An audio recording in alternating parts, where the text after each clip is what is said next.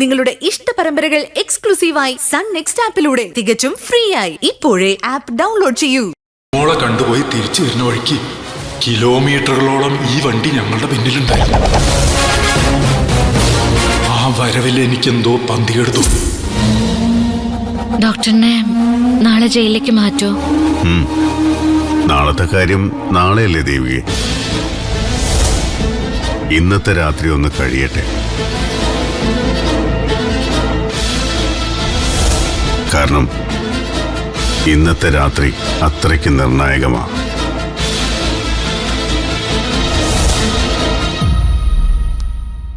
സ്റ്റഫോ ഇപ്പൊ അത് ഉപയോഗിച്ചു തുടങ്ങിയ സ്ഥലത്ത് അല്ല, വിശാൽ സാർ ഉപയോഗിക്കത്തില്ലേ?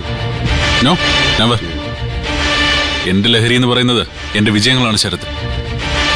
അതിനിടയിൽ ഞാൻ മറ്റൊരു ലഹരിക്ക് പിന്നാലെ പോയാൽ യഥാർത്ഥ ലക്ഷ്യത്തിലെത്തില്ല. ഓ അങ്ങനെ.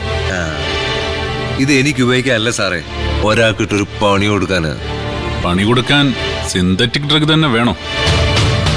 നല്ല പോച്ച കിട്ടുമല്ലോ, പച്ചമരുന്ന്, ഇടുക്കി ഗോൾഡ്, അത് പോരടോ. അത് പിന്നെ വിശാൽ സാറേ, സംഗതി മുന്തിയാവുമ്പോ പോലീസ് ഇടുന്ന വകുപ്പുകളും മുന്തിയതായിരിക്കുമല്ലോ. ഏയ് അതൊന്നും ശരിയാവത്തില്ല. സിന്തറ്റിക് ഡ്രഗുമായുള്ള ഇടപാടിൽ ഏതെങ്കിലും രീതിയിൽ ശരത്ത് പിടിക്കപ്പെട്ടാൽ അതെന്നെ ബാധിക്കും. അതുകൊണ്ട് താനത് വേറെ എവിടെയെങ്കിലും സംഘടിപ്പിക്കാൻ നോക്കും. സാറിന് ദോഷം വരുന്ന ഒന്നും ചെയ്യില്ലെന്ന് സാറിന് നന്നായിട്ട് അറിയാം. അന്ന് സാർ എനിക്ക് 10 ലക്ഷം രൂപയുടെ കള്ളനോട്ട് തന്നു. അതുകൊണ്ട് സാറിന് എന്തെങ്കിലും ദോഷം ഉണ്ടായോ? ഇല്ലല്ലോ. പണി കിട്ടേണ്ടവർക്ക് കിട്ടുകയും ചെയ്തു. അപ്പൊ സുധിയുടെ കുടുംബത്തിൽ തന്നെ വെടിപൊട്ടിക്കാനാണോ ശരത്തിന്റെ പ്ലാൻ? ഒരു കുഞ്ഞു കളി അവിടെ കളിക്കണം സാറേ. അത്രയ്ക്ക് ശല്യ ആ മനോഹരൻ തന്തയും ദേവികയും. ചുമ്മാ തീർത്ത് കളഞ്ഞോളൂ ശരത്തെ. ശല്യക്കാരെ ഇങ്ങനെ വെച്ച് വാഴിക്കുന്നതിൽ നല്ലത് ദാ ഇങ്ങനെ 2 വിരലിന്റെ ഇടയിൽ വെച്ച് ഞെരിച്ചു കളയുന്നതാ. അതെനിക്കറിയാം സാറേ. പക്ഷേ കാര്യങ്ങളൊന്നും തീരെ തടുക്കണമെങ്കിൽ കുറച്ച് തിരയും കടൽക്കാറ്റും ഒക്കെ സഹിച്ചല്ലേ പറ്റൂ. മനോഹരൻ ഞാൻ കരുതിയ പോലുള്ള ഒരാളല്ല. അതിബുദ്ധിമാനാ. ഞാൻ അയാൾക്കൊരു വല നെയ്യുമ്പോൾ മറുവശത്ത് അയാൾ എനിക്ക് വേണ്ടി ഒരു ഒറ്റാൽ ഒരുക്കിയിട്ടുണ്ടോ? അതിന് ദേവിയുടെ സപ്പോർട്ടും ഉണ്ട്. ഡോക്ടർ നിരഞ്ജനകത്ത് പറഞ്ഞിട്ട് ഒരു കാര്യമില്ല. പുറത്ത വക്കീൽ സുധിയുടെ കാവലും ഇപ്പൊ ഉണ്ടല്ലോ. അവനാണെങ്കിൽ ബുദ്ധിയുണ്ട്, പണമുണ്ട്. അതുകൊണ്ട് ഇടയ്ക്ക് അവരുടെ ശ്രദ്ധ തിരിച്ചുവിടാൻ ചില കളികൾ കളിക്കണം. അതിനാണ് ഞാൻ സാറിനോട് ഹെൽപ്പ് ചോദിച്ചത്. എനിക്ക് മനസ്സിലാവും. ബട്ട് ശരത്ത് ഇതൊരു സാധാരണ കളിയല്ല. ഇതിന്റെ കോൺസിക്വൻസസ് എന്തൊക്കെയാണെന്ന് അറിയോ? എനിക്കറിയാം സാറേ. ഇലയ്ക്കും മുള്ളിനും കേടില്ലാതെ ഞാനിത് കൈകാര്യം ചെയ്തോളാം. ഒരു 5 ഗ്രാമോ 10 ഗ്രാമോ അത് മതി. പോലീസിന് തെളിവ് വേണ്ടേ? 5 ഗ്രാം 10 ഗ്രാം പറയാൻ എന്ത് എളുപ്പം. എടോ, അന്താരാഷ്ട്ര മാർക്കറ്റിലെ ഇതിന്റെ വില എത്രയാണെന്ന് അറിയോ? അതൊക്കെ എനിക്കറിയാം. ഒരാൾക്കിട്ട് പണി കൊടുക്കാനാണെന്ന് പറഞ്ഞ ശരത്ത് എന്റെ കയ്യിൽ നിന്ന് വാങ്ങിയിട്ട് മറ്റൊരാൾക്ക് മറിച്ചു കൊടുക്കാനാണെന്ന് ഞാൻ സംശയിച്ച? അങ്ങനെ സംശയിക്കരുന്ന് അപേക്ഷിക്കാനേ എനിക്ക് പറ്റൂ. അത്തരം ദുരുദ്ദേശമൊന്നും എനിക്കില്ല. എന്നാ പിന്നെ സാറിന്റെ കാര്യം അറിയാൻ പോരെ. കൃത്യമായി കാശ് അക്കൗണ്ടിൽ വീഴുകയും ചെയ്യും. എനിക്ക് റിസ്ക് ഇല്ല. ഓക്കെ, ഞാൻ വിശ്വസിക്കുന്നു. കേസിന് ബലം കൊടുക്കത്തക്ക രീതിയിൽ ചെറിയൊരു ക്വാണ്ടിറ്റി അത് ഞാൻ ഗോവയിൽ നിന്ന് അറേഞ്ച് ചെയ്യാം. ബട്ട് വൺ തിങ്, ഒരിക്കൽ ഞാൻ ശരത്തിനോട് പറഞ്ഞതാ, ഈ കളിയിൽ ഞാനില്ല, താൻ മാത്രമേ ഉള്ളൂ. അത്രേ ഉള്ളൂ സാറേ. എന്നാ ശരത്ത് വിട്ടോ, ഞാൻ അറിയിക്കാം.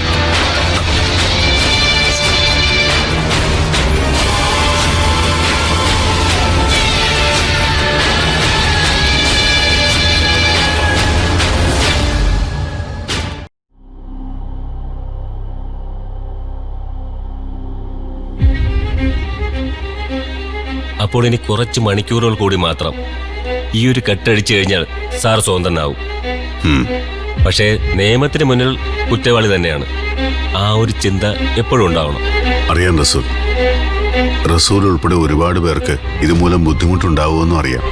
സാർ അതേപ്പറ്റിയൊന്നും ഇപ്പോൾ ചിന്തിക്കണ്ട. സത്യം തെളിഞ്ഞ് യഥാർത്ഥ കുറ്റവാളി പുറത്തു വരുമ്പോൾ സമൂഹവും നിയമവും എല്ലാം ഇതിന് കൂട്ടുനിന്നവരെ അംഗീകരിക്കത്തേ ഉള്ളൂ. അല്ലെങ്കിൽ തന്നെ സമൂഹം ഇപ്പോഴും സാറിന്റെ പക്ഷത്താ. വിരലിലെണ്ണാവുന്ന ചില ശത്രുക്കൾ മാത്രമല്ലേ സാറിനെതിരെ നിൽക്കുന്നത്. പിന്നെ അവര് വില കൊടുത്ത് വാങ്ങിക്കുന്ന കുറച്ച് അധികാര കേന്ദ്രങ്ങളും. സാറ് മെന്റലി പ്രിപ്പയർഡ് ആണല്ലോ അല്ലേ? യെസ്. രാത്രി 8:30 കഴിയുമ്പോൾ പരുന്ത് വണ്ടിയുമായി സിറ്റിയിലെത്തും. 11 മണിക്കാണ് നമ്മൾ ഓപ്പറേഷൻ പ്ലാൻ ചെയ്തിരിക്കുന്നത്. അതിന് 10 മിനിറ്റ് മുമ്പ് വണ്ടിയുമായി അമ്മ ഈ കോമ്പൗണ്ടിലെത്തും. നേരത്തെ വന്നു കിടന്നാൽ സെക്യൂരിറ്റി ഗാർഡ്സ് എത്തിക്കും. സാർ ഇവിടെ നിന്ന് ഇറങ്ങിയാൽ സാറിനെ പിടിക്കാനെന്ന വ്യാജേന ഞാൻ പിന്നാലെ ഉണ്ടാവും. ഹോസ്പിറ്റൽ സ്റ്റാഫും പിന്നാലെ വരാൻ സാധ്യതയുണ്ട്. അവർക്ക് പിടികൊടുക്കാതെ പരുന്തിന്റെ വണ്ടിയിൽ ചെന്ന് കയറുക എന്നുള്ള റിസ്ക് സാറിന്റെ മാത്രമാണ്. ബാക്കി പരുന്ത് നോക്കിക്കോളും. എവിടെയാണ് ഞങ്ങളുടെ ഹൈഡ് ഔട്ട് എന്ന് പരുന്ത് പറഞ്ഞു? സിദ്ധുവേട്ടൻ പറഞ്ഞു, മഞ്ഞമല. മഞ്ഞമല, അതാണ് സ്ഥലപ്പേര്. സിറ്റി വിട്ട് കിലോമീറ്ററുകൾക്കപ്പുറത്തുള്ള ഒരു ഫോറസ്റ്റ് ഏരിയ അത്. ഒരു ഭാഗത്ത് തേയിലക്കാടുകളും ഒറ്റപ്പെട്ട പാടികളും ഉണ്ട്. അവിടെ മൊബൈലിന് റേഞ്ച് കിട്ടത്തില്ലേ? അതൊക്കെ കേട്ടും വന്നും പോയി ഇരിക്കുമെന്നാ പരുന്ത് പറഞ്ഞത്. കഴിഞ്ഞ ദിവസം അതുവഴി പരുന്തിന്റെ ഒരു ട്രയൽ റൺ ഉണ്ടായിരുന്നു. നിങ്ങളുടെ യാത്രയ്ക്കായി അവൻ ചില ഊടുവഴികളൊക്കെ കണ്ടുവച്ചിട്ടുണ്ടെന്നാണ് പറഞ്ഞത്. പരുന്ത് മിടുക്കന കേട്ടോ. ഏത് തലയ്ക്ക് മീതെ അവൻ പറക്കും.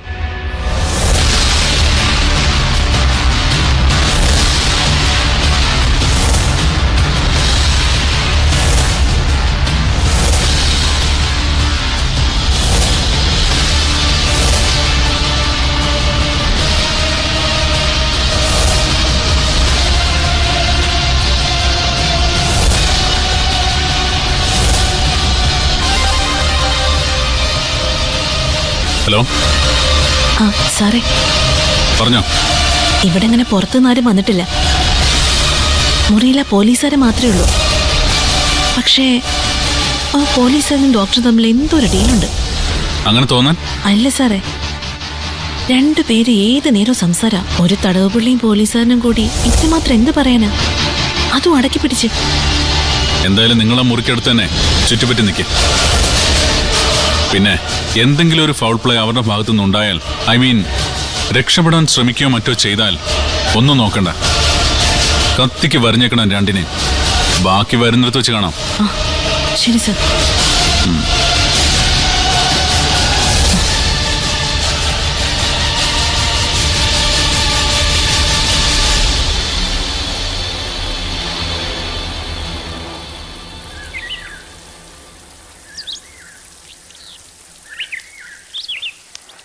മനോഹരേട്ടാ, ദാ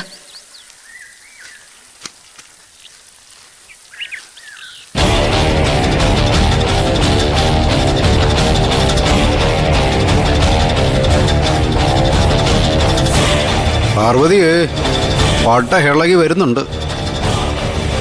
എന്തോ കൊസ്രാക്കൊള്ളിയാന്നാ തോന്നുന്നേ. എന്റെ പൊന്നു മനോഹരേട്ടാ, ഒന്നും മിണ്ടല്ലേ. ഞാൻ ശ്രമിക്കാം. ചിലപ്പോ എന്തെങ്കിലും പറഞ്ഞെന്ന് വരും. നാക്ക് മുറിച്ച് നാക്കിലേ വെക്കാൻ എനിക്ക് പറ്റത്തില്ല. എന്നാലൊന്നും വേണ്ട അച്ഛാ.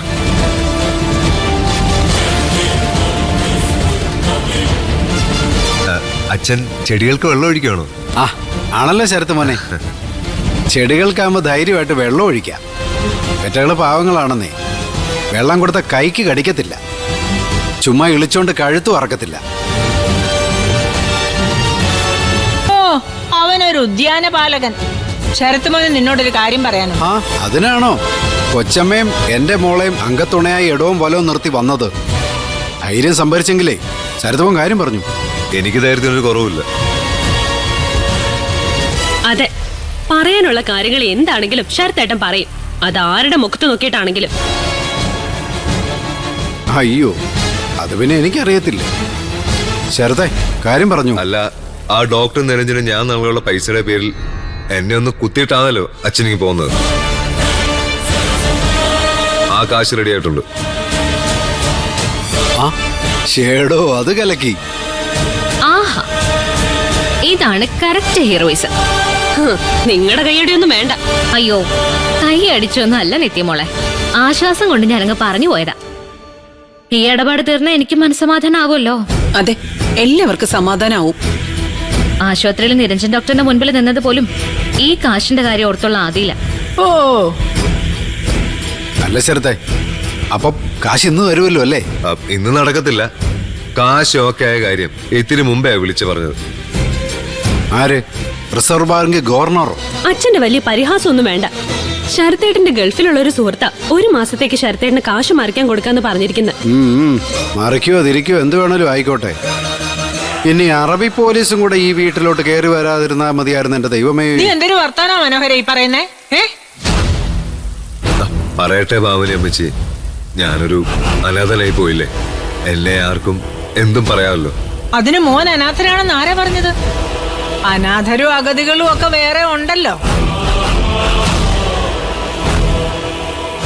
അച്ഛനും വേണമെങ്കിൽ ഞാനിപ്പോ ചെക്ക് തരാം. നിരഞ്ജൻ ഡോക്ടർക്ക് കൊടുത്തേര്.